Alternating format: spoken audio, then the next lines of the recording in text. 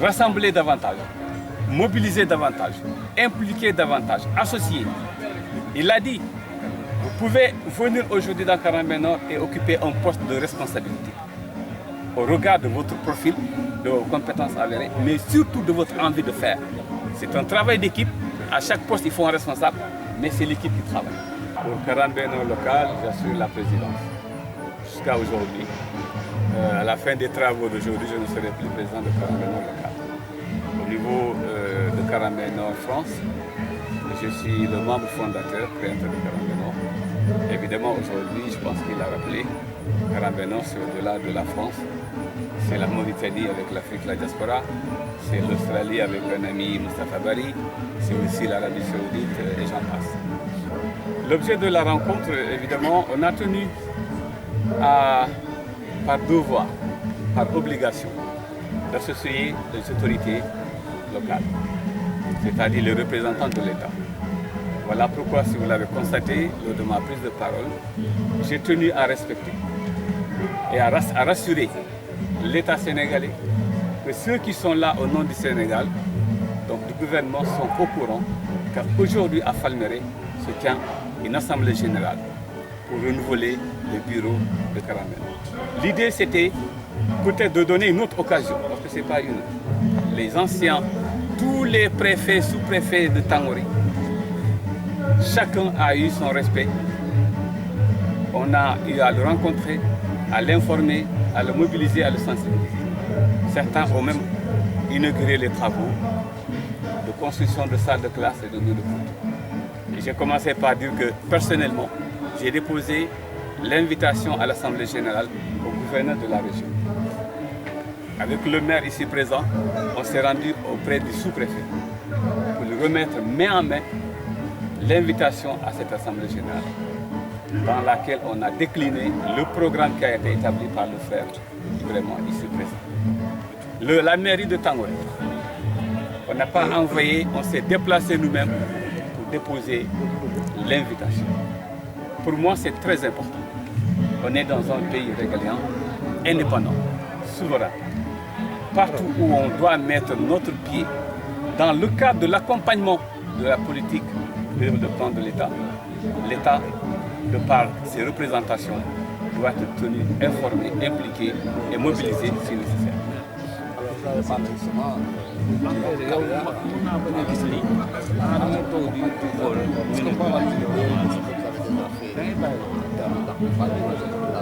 Oui, très bien. C'est avec modestie, je pense que je l'ai dit. Aujourd'hui, on ne peut pas et on ne doit pas dire qu'on est satisfait de ce qu'on a fait.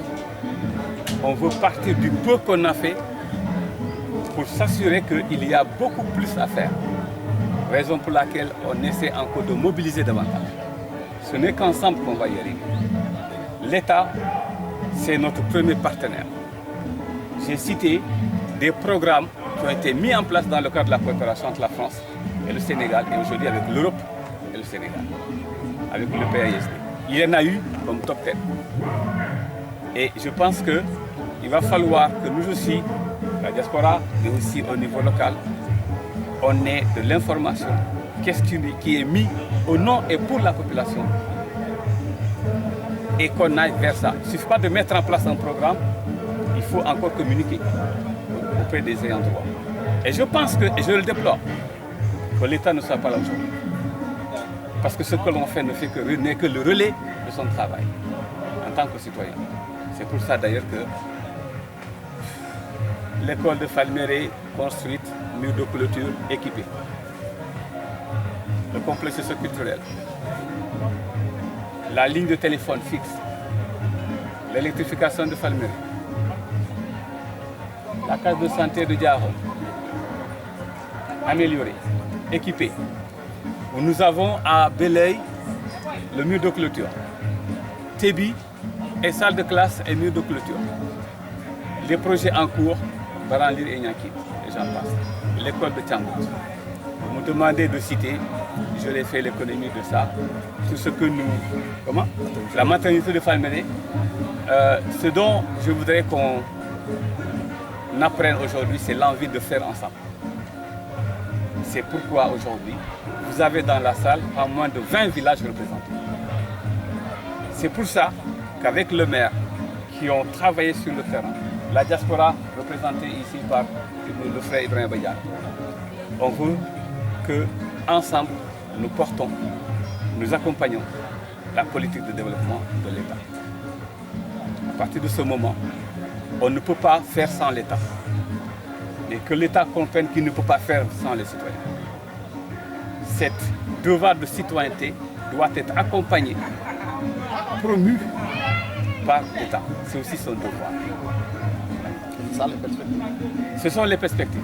Rassembler davantage, mobiliser davantage, impliquer davantage, associer. Il a dit, vous pouvez venir aujourd'hui dans Karambé Nord et occuper un poste de responsabilité. Au regard de votre profil, de vos compétences avérées, mais surtout de votre envie de faire. C'est un travail d'équipe. À chaque poste, il faut un responsable, mais c'est l'équipe qui travaille. Waaw, maa ngi nuyu ñëpp Sénégal góor ak jigéen ak ndaw la ñu fiy teeru mooy le Sénégal. Sénégal moo ñu ñor bëggoon li ñuy def gën a dajale nit ñi ku nekk nga andi li nga mën li nga am pour liggéey Sénégal.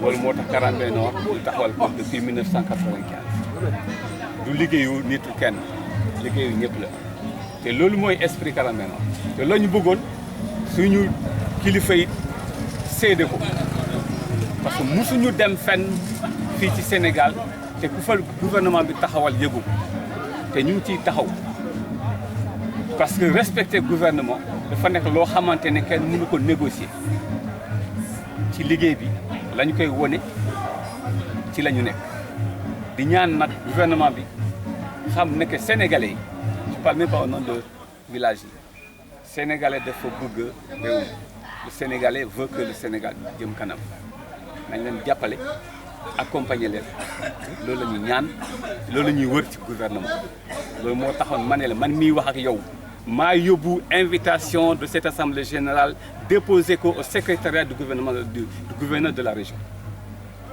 ak sama mag suñu kilifa monsieur le maire ñoo ànd déposer cette invitation auprès du sous-préfet de Tangoy jógee fa dem au niveau de la mairie jógee fa daje ak kilifa yi village yi les chefs de village parce qu'il faut que ñëpp xam que chef de village sous-préfet préfet gouverneur sont régis par les mêmes textes ay kilifa leen ñoom tamit ñu pare nañu accompagner leen ci lu jëm seen liggéey gën kaa xam mën a administrer seen population donc suñu liggéey du ay tabax ay case de santé ay école rek loolu la ñuy di gis mais lu nekk ci suuf je pense que moo gën a am solo gën a am doole ci loolu la ñu bëggoon l'appui institutionnel c'est très important te gouvernement wóor na ma ñoo gën a xam lu fi xew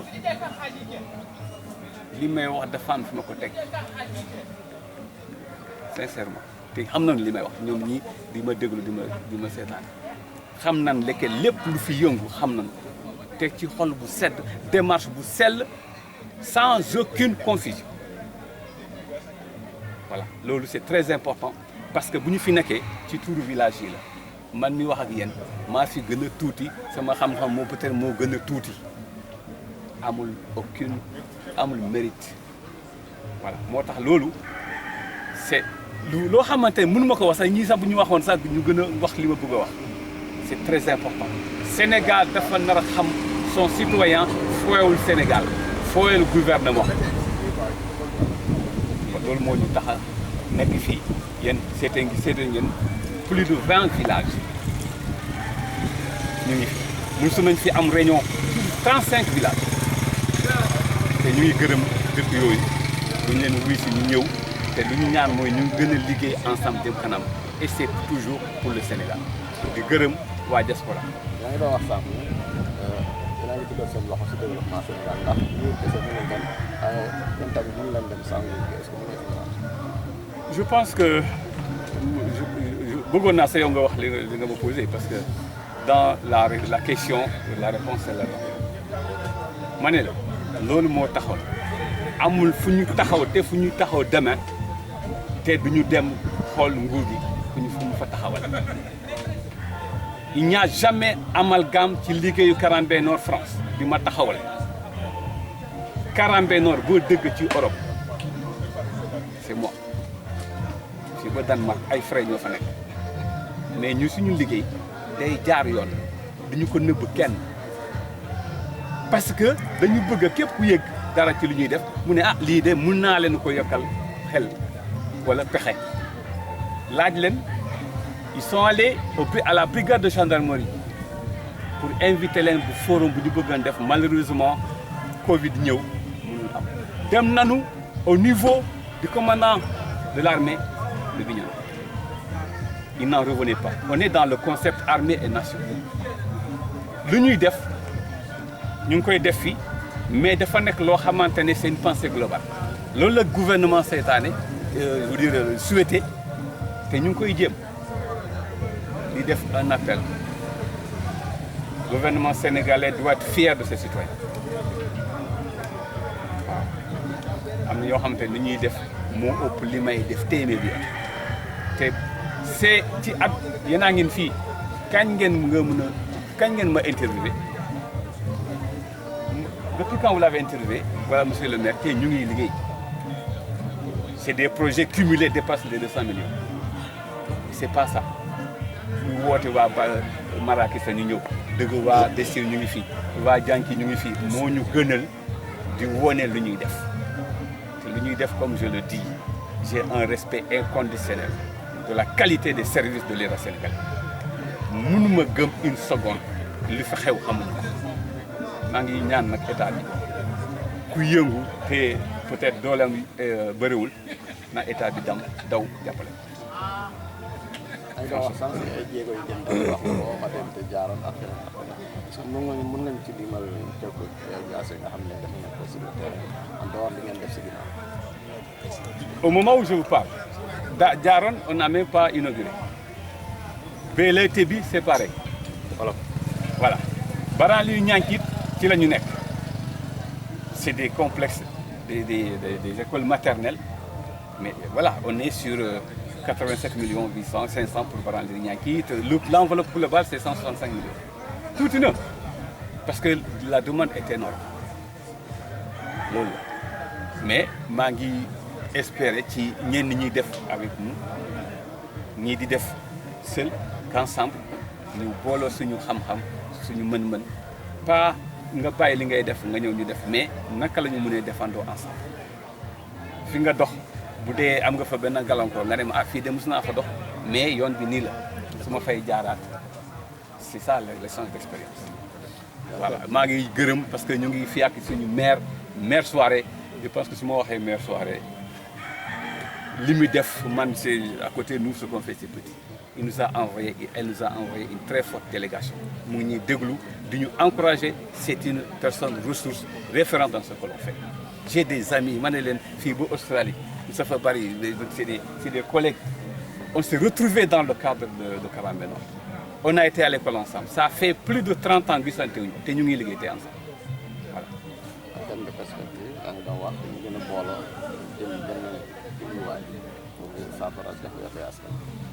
je pense que appel boobu su ma ko deful sax ñii dinañ ko def te ci la ñu nekk li may wax ni ce que l'on fait ici ça relève d'une approche locale mais une pensée globale loolu dong la on n'invente rien ñu ngi jéem a améliorer li am loolu lay woote nit ñi ñëw mënoo ñàkk Mandela wax na ko même quand il perd il aura appris donc musul ñàkk xam nga donc daje yi pour man dafa nar a am man j'aurais même préféré suba ñu ne ñu on vous invite telle ONG bu Kañobo ou je ne sais pas de Ngexo on vous invite à aller travailler là-bas je dis Ngexo parce que on est présent Ngexo suñu daje bi on a des relations de partenariat avec Ndefleng c'est dëkku séeréer yi j'ai rien contre les séeréer mais man nopp ma leen séeréer yi pël yi nopp ma kenn voilà mais j'aime le citoyen séeréer et le citoyen pël c'est pour vous dire que ma ne na Sénégal xam ne que mbooloo mooy tax Sénégal jëm kanam na état bi xam ban mbooloo lan la ñuy liggéey c'est très important merci beaucoup. Voilà, merci beaucoup.